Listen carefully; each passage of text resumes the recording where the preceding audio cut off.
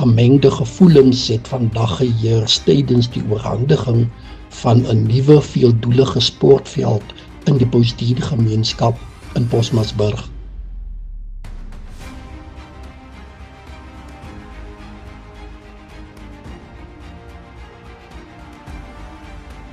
Volgens bronne beloop die projek sowat R20 miljoen met verskeie kontrakteurs wat by die ontwikkeling betrokke was.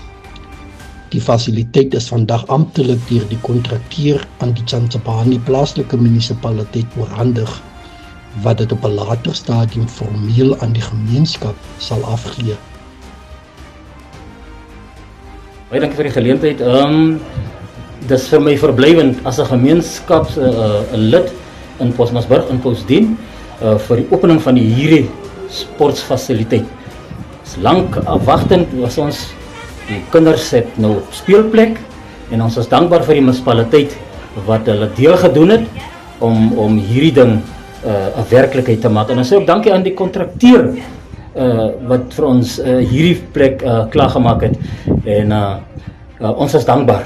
Nou kan ons gou as kinders 'n plek om te kom speel, 'n plek om te kom swem en om hulle self te kom geniet. Ons het nou 'n plek om ons events te hou en ons sê baie dankie vir die munisipaliteit. Baie dankie vir die meier wat soveel ingesit het. Dankie vir ons MM wat ook baie is ingesit het in hierdie ding en ons tegniese afdeling en ons gemeenskapsdirekteur wat ook baie ingesit het om hierdie plek en hierdie dag en hierdie geleentheid 'n werklikheid te maak. Baie dankie. Die munisipale bestuurder bevestig hierdie sportveld is ontwerp as 'n veeldoelige sentrum wat deur die breër gemeenskap, skole en sportklubs benut kan word. Onderwyser wat weet van die sportgeriewe wat kort is in ons dorp, is ons redelik trots dat ons die sportvelde binnekort kan gebruik. Ons is dankbaar, ons het baie sportkodes in Postdien self en het sal lekker wees om wedstryde tuis te kan speel. Verteenwoordigers van die Bosmasburg rugbyklub was ook teenwoordig by die geleentheid en het hul hoop uitgespreek dat die veld vir klubrugby beskikbaar gestel sal word. Die klub ervaar tans uitdagings met beperkte oefenfasiliteite en die nuwe veld kan moontlik 'n groot verskil maak.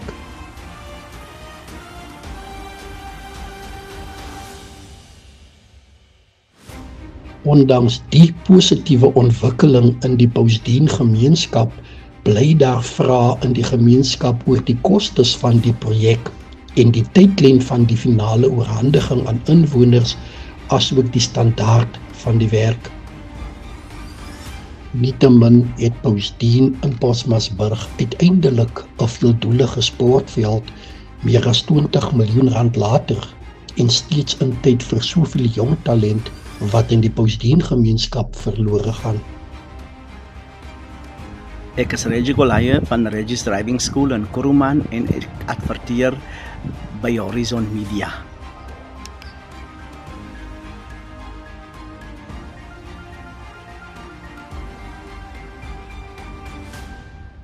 South Africa's justice system is under pressure as a shocking backlog of 1,657 reserved court judgments has come to light.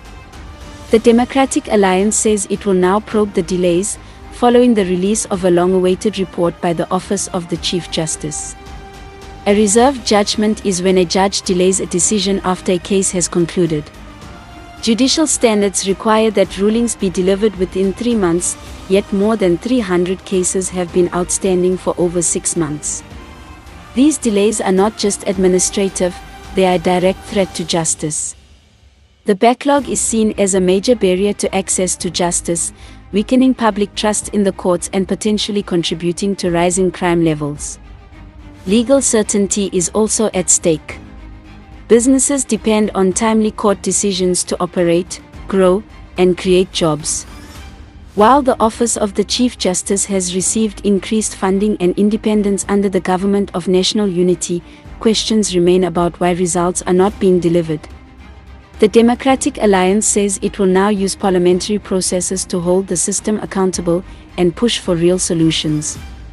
Because in any democracy, Justice delayed is justice denied.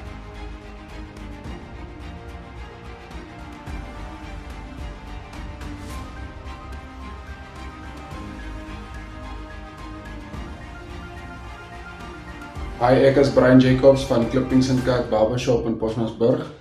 En vanaf ek by Horizon Media adverteer het my besigheid geweldig gegroei.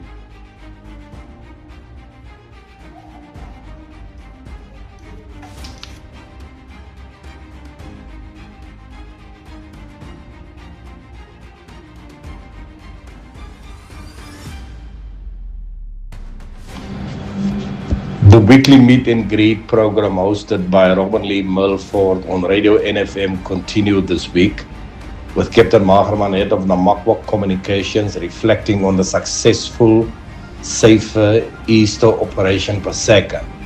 The program underscored significant successes, namely the arrest of 20 suspects for drug-related offences and the seizure of drugs valued at approximately 500,000 rand across the district. Captain Magerman expressed appreciation for the visit by the Executive Mayor, Ms. Alinda Bekes, who joined SEPS members during their operational duties to observe the execution of duties to ensure the safety of the communities. He further informed listeners that road safety was as a result of heightened and continuous blue light patrols and visible policing alongside the routes in the district. However, it was noted with concern that assault-related incidents were prevalent, largely driven by alcohol abuse. Captain Magerman urged community members to report all criminal activities and to work with SAPS to curb violence and to ensure safety of the neighborhoods. The District Commissioner, Brigadier Skalk Andrews, commended the professionalism and dedication displayed by SAPS members and thanked them for their unwavering commitment in serving our communities.